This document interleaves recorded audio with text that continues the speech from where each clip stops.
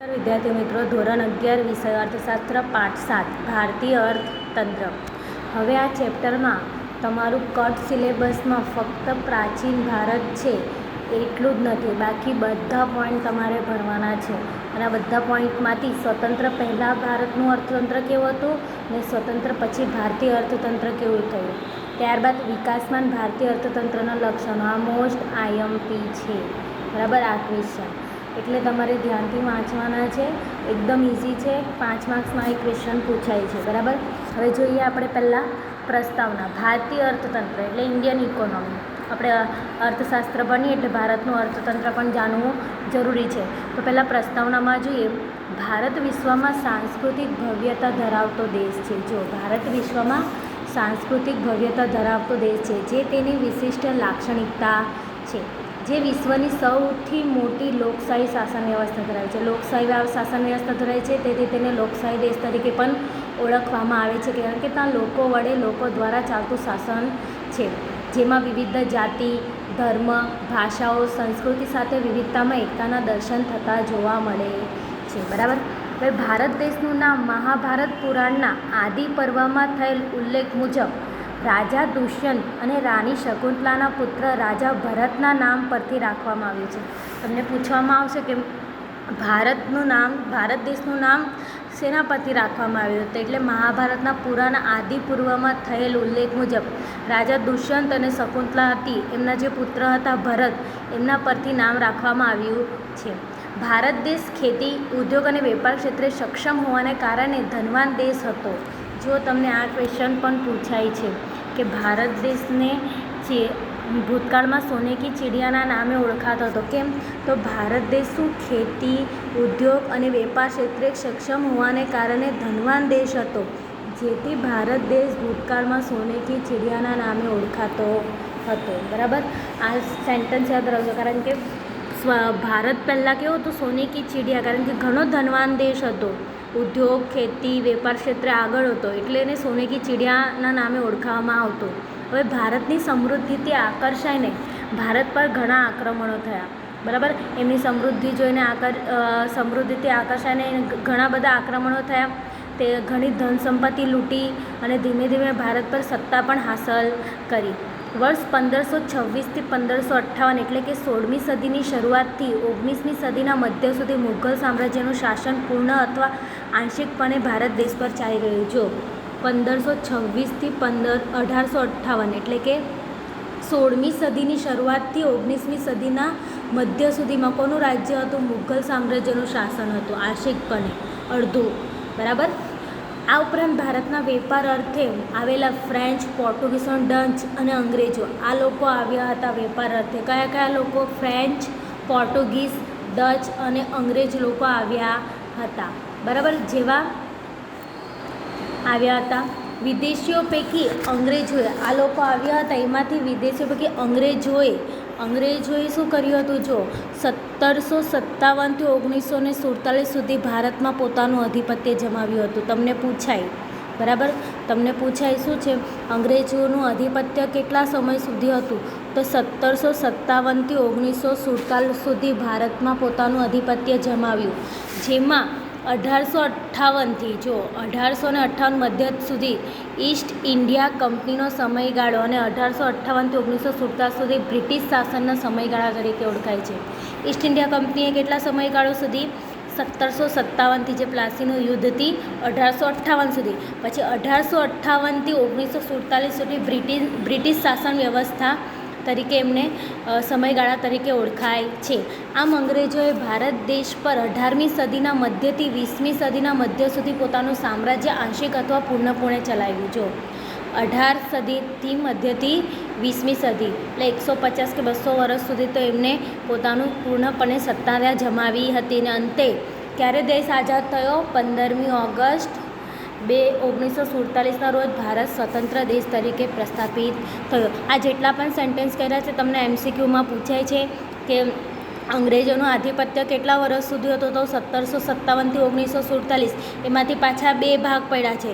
1757થી 1858 સુધી East India કંપનીનો સમયગાળો અને 1858થી 1947 સુધી બ્રિટિશ શાસન પદ્ધતિનો સમયગાળો હતો, બરાબર.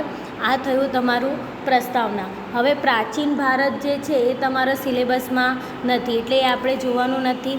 પછી આવે છે તમારું સ્વતંત્ર પહેલાંનું ભારતનું અર્થતંત્ર. સ્વતંત્ર પહેલાંનું ભારતનું અર્થતંત્ર આ બી તમને પૂછે છે. સ્વતંત્ર પહેલાં ભારત કયા કયા ક્ષેત્રમાં આગળ હતું, શું શું ચાલતું હતું, કરવેરાથી લઈને સેવા ક્ષેત્રથી લઈને એ વિવિધ ભરણાનો બોજાથી લઈને આર્થિક શોષણ, હસ્તકલા, એ વિશે કઈ રીતે આગળ હતું, તેમજ સ્વતંત્ર પહેલાં ભારતની પરિસ્થિતિ શું હતી એ જોવાનું છે.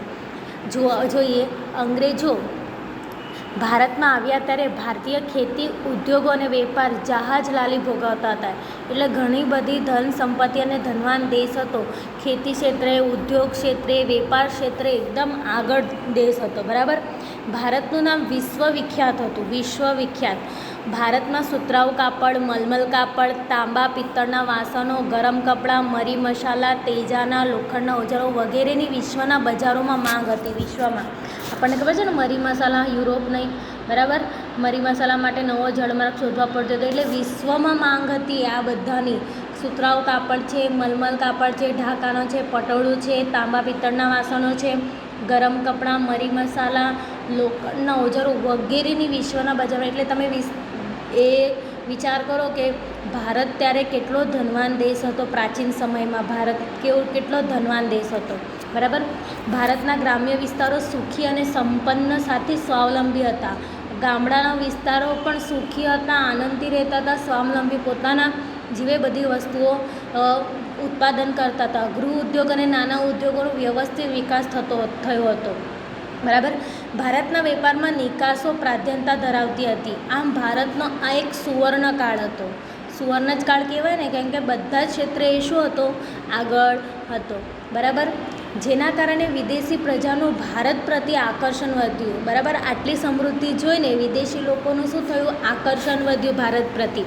અને પ્રથમવાર વેપાર અર્થે તેઓ ભારતમાં આગમન થયું. પ્રથમવાર ક્યારે આવ્યા?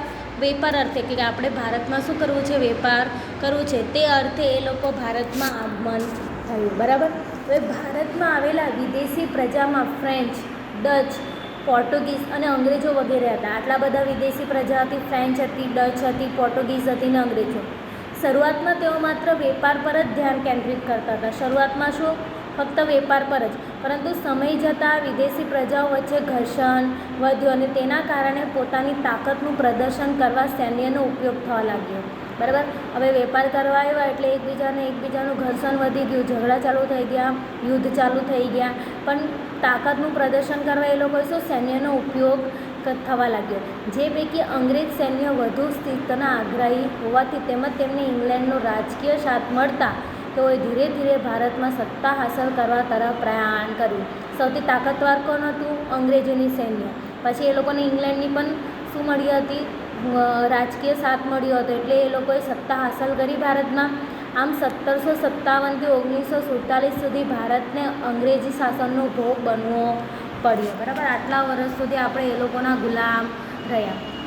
બ્રિટિશ શાસન દરમિયાન ભારતને ઓછા પ્રમાણમાં સારા પરિણામો અને વધુ પ્રમાણમાં ખરાબ પરિણામોનો પણ સામનો કરવો પડ્યો, જે નીચે મુજબ છે. જો બ્રિટિશ શાસન દરમિયાન, બ્રિટિશ શાસનનો સમયગાળો કેવો હતો, 1858થી 1947 જેટલો. તે દરમિયાન એમને ઓછા પ્રમાણમાં સારા પરિણામો મળ્યા અને વધુ પ્રમાણમાં ખરાબ પરિણામો મળ્યા છે. હવે કયા કયા સારા પરિણામો એમને બ્રિટિશ શાસને કર્યા અને કયા ખરાબ પરિણામો એ આપણે જોઈએ કે સ્વતંત્ર પહેલાંનું ભારત કેવું હતું તે જ્યારે બ્રિટિશ શાસન દરમિયાન કેવું હતું. તો પહેલું હતું રેલવે. તો બ્રિટિશ શાસન દરમિયાન ભારતને મળેલ રેલવેની લાભ આપનારી વ્યવસ્થા બની. બ્રિટિશ શાસન દરમિયાન ભારતને આ એક લાભ થયો રેલવેનો. ભારતમાં વાહન વ્યવહારને ઝડપી અને સુઘડ બનાવવામાં રેલવેએ ખૂબ જ સુંદર ભાગ ભજવ્યો. રેલવેની શરૂઆત 16મી એપ્રિલ 1853ના રોજ પોરબંદર, એટલે આજનું મુંબઈ CSTથી ઠાણેના પ્રથમ રૂટ દ્વારા થઈ. તમને આ ક્વેશ્ચન 1 માર્ક્સમાં પૂછાય છે કે રેલવેની શરૂઆત ક્યારે થઈ, તો 16મી એપ્રિલ 1853ના રોજ. ક્યારે? મુંબઈ અને થાણા વચ્ચે. બરાબર. આ એક ક્વેશ્ચન પૂછાય છે. ને 1947 સુધીમાં 53,000 કિલોમીટર લંબાઈ ધરાવતી અને કેટલા કિલોમીટર 53,000 કિલોમીટર ધરાવતી અને 68 લાખ પ્રવાસીઓને લાભ આપનારી ખાનગી સંસ્થા હતી. જો રેલવે કેટલી લંબાઈ ધરાવતી હતી? 53,000 કિલોમીટર અને કેટલા લોકોને લાભ આપનારી હતી તો 68 લાખ. તો રેલવેમાં શું થયું હતું? સારા પરિણામો જોવા મળે છે કે ભારતીય અર્થતંત્ર સ્વતંત્ર પહેલાંમાં રેલવેમાં એ લોકોએ સારા પરિણામો આપ્યા, એક ભેટ આપી, લાભ આપનારી વ્યવસ્થા હતી. હવે બીજું છે માર્ગ પરિવહન. માર્ગ પરિવહનમાં શું છે? અંગ્રેજોના શાસન દરમિયાન 1855માં જાહેર બાંધકામ ખાતાની રચના કરવામાં આવી. તમને MCQમાં પૂછાય છે આ ક્વેશ્ચન, બરાબર. જાહેર બાંધકામ ખાતાની રચના ક્યારે કરવામાં આવી? તો 1855માં. 1 માર્ક્સ માટે યાદ રાખજો. 1855માં જાહેર બાંધકામ ખાતાની રચના કરવામાં આવી. ભારતમાં રોડ રસ્તા બાંધકામની જવાબદારી બ્રિટિશ શાસને ઉપાડી હતી. રોડ રસ્તા બાંધકામ કરવાની જવાબદારી કોને? બ્રિટિશ. એટલે આ પણ સારા પરિણામો કહેવાય. 19મી સદીના અંત સુધીમાં તો કુલ 2,78,420 કિલોમીટર રસ્તા હતા. તે વધીને 1943 સુધીમાં રસ્તાની લંબાઈ 4,47,105 કિલોમીટર થઈ હતી. જે પૈકી 32% પાકા રસ્તા અને 68% કાચા રસ્તા હતા. તમને આ MCQમાં પૂછાય છે કેટલા ટકા પાકા રસ્તા હતા? 32% અને કેટલા ટકા કાચા? તો 68%. બરાબર, યાદ રાખજો આ પણ ક્વેશ્ચન. એટલે આ પોઈન્ટમાંથી 2 પૂછાશે ક્વેશ્ચન. જાહેર બાંધકામ ખાતાની રચના, પાકા રસ્તા કેટલા ટકા હતા અને કાચા રસ્તા કેટલા ટકા હતા. અને રેલવેની શરૂઆત, બરાબર, 16 એપ્રિલ 1853 મુંબઈ અને થાણા વચ્ચે. જાહેર બાંધકામ ખાતાની રચના 1855માં કરવામાં આવી. 32% પાકા રસ્તા અને 68% કાચા રસ્તા. આ બંને શું છે? ઓછા પ્રમાણમાં સારા પરિણામો આપ્યા છે. હવે ત્રીજું છે બેન્કો. વર્ષ 1970માં ખાનગી ક્ષેત્રોની બેંકની શરૂઆત થઈ. જો ખાનગી ક્ષેત્રોની બેંકની શરૂઆત થઈ તે ખાનગી ક્ષેત્રોની, તો 1770માં. એ એક ક્વેશ્ચન પૂછાશે. ખાનગી ક્ષેત્રમાં બેંકની શરૂઆત ક્યારે થઈ? તો 1770માં. જે 1946 સુધીમાં 700થી વધુ સંખ્યામાં વિકસીને 1935માં ભારતીય રિઝર્વ બેંક ઓફ ઇન્ડિયા એટલે RBIની રચના થઈ, જે નોંધનીય બાબત છે. ક્યારે થઈ રચના? 1935માં. આ પણ ક્વેશ્ચન પૂછાય છે કે RBIની રચના કયા વર્ષમાં થઈ? તો 1935માં. બરાબર, આ એક સારું પરિણામ છે. પછી છે સામાજિક માળખું. અંગ્રેજ શાસન દરમિયાન થયેલ અન્ય ગણનાપાત્ર કાર્યોમાં બાળકીને દૂધ પીતી કરવાનો રિવાજ નાબૂદ કરવામાં, પીઢારાઓનો નાશ કરવામાં અને સતી પ્રથાનો રિવાજ રોકવામાં ભારતીયોને આપેલ સાથ સહકાર ગણનાપાત્ર ગણવામાં છે. આ એક ઓછા પ્રમાણમાં સારું પરિણામ છે કે અંગ્રેજોએ શું છે? સામાજિક માળખું જળવાઈ રાખ્યું. જે પહેલાં શું કરતા હતા? બાળકીને દૂધ પીતી કરવાનો રિવાજ. એટલે જો કોઈના ઘરમાં પહેલી બાળકી જન્મે તો શું કરવામાં આવતો? એક મોટા પાત્રમાં દૂધ ભરી નાખતા અને એ બાળકીને મારી નાખતા હતા. બરાબર, કારણ કે પહેલો શું જોઈએ? છોકરો જોઈએ, પણ છોકરીનો જન્મ થાય તો એને દૂધ પીતી કરવામાં આવતી. તેમજ તો એ રિવાજ અંગ્રેજોના શાસન દરમિયાન અંગ્રેજોએ સાથ સહકાર આપ્યો એ નાબૂદ કરવા. તેમજ પિંઢારાનો નાશ કર્યો અને સતી પ્રથાનો રિવાજ. સતી પ્રથાનો રિવાજ તમને ખબર છે? જે પતિનું મૃત્યુ થાય એટલે પત્નીએ શું કરવાનું? એની સાથે પેલી ચિતા પર બેસી જવાનું. તો એ રિવાજ પણ રોકવામાં ભારતીયોનો સાથ સહકાર અંગ્રેજોએ આપ્યો હતો, બ્રિટિશ શાસને. એટલે આ પણ સારા પરિણામો છે. એટલે શું? રેલવેમાં એમને સારા પરિણામો બતાવ્યા, બાંધકામ ખાતામાં બતાવ્યા, માર્ગ પરિવહનમાં, બેન્કોમાં એમને સારું પરિણામ બતાવ્યું અને સામાજિક માળખું. આ 4 જ એવા પોઈન્ટ છે જેમાં એમને સારા પરિણામો બતાવ્યા છે. હવે જે પાછળથી આવે છે 5 થી 13 સુધીના પરિણામો, એમાં એમને ઘણી બધી દુષ્કર્મો કર્યા છે. તેમજ શું કર્યું છે? ભારતીય અર્થતંત્ર પર પ્રજા પર શું કર્યા છે? એટલે જુલ્મ ઉઠાવ્યા છે. જોઈએ ખેતી ક્ષેત્રે એમને શું કર્યું છે? તો અંગ્રેજ શાસન દરમિયાન ભારતીય ખેડૂતો પાસેથી ઊંચા દરે લેવાતું જમીન મહેસૂલ, જમીનદારોની પ્રથાને પ્રોત્સાહન, ખેડ હકને સુરક્ષા અને સલામતી ન આપવી વગેરે દ્વારા ખેડૂતોનું ભારે શોષણ થયું. જો એ લોકોને ખેડૂતો પાસેથી ઊંચા દરે વ્યાજ લેતા, જમીન મહેસૂલ લેતા, બરાબર, કર ઉઘરાવતા, જમીનદારીની પ્રથાને પ્રોત્સાહન આપતા, બરાબર, જેથી ભારતીય ખેડૂતો ગરીબ બન્યા અને કેટલાક ખેત મજૂર બની ગયા. આ ઉપરાંત ખેતીનો પોતાના સ્વાર્થ માટે ઉપયોગ શરૂ કરાયો, જેના લીધે ખેડૂતોને ખૂબ નુકસાન થયું. જો ખેતીનો પોતાના સ્વાર્થ માટે ઉપયોગ કરાયો, એ લોકો શું કરતા? એ લોકો પાસેથી ઊંચા દરે જમીન મહેસૂલ લેતા, કાં તો જમીનદારાની પ્રથા કરતા. એટલે જમીન પોતાની અને કામ એ લોકોને આપતા ખેત મજૂર તરીકે, ને ત્યારે એકદમ કામ બરાબર કરાવી લેતા અને વળતર કેવું? ઓછું આપતા. બરાબર, એટલે એ લોકો ગરીબ બને અને પોતાના સ્વાર્થ માટે ઉપયોગ શરૂ કરાયો અને ખેડૂતોને ખૂબ નુકસાન થયું. અંતે બ્રિટિશ શાસનને કારણે ખેતી અને ખેડૂતો પાયમાલ થયા. આ ઉપરાંત બ્રિટનની ઔદ્યોગિક ક્રાંતિ બાદ કાપડ ઉદ્યોગોમાં ગળીની જરૂરિયાતમાં વધારો થયો, તેથી બ્રિટિશ સરકારે ગળીનું ઉત્પાદન અને નિકાસ વધે તેવા પ્રયત્નો કર્યા, પરંતુ ગળીનું ઉત્પાદન કરનાર ખેડૂતોને વાવેતર માટે ધિરાણ અપાતું ન હતું, અને જો પાક નિષ્ફળ જાય તો ધિરાણ ભરપાઈ ન કરી શકવાથી ખેડૂતો દેવાદાર બની ગયા.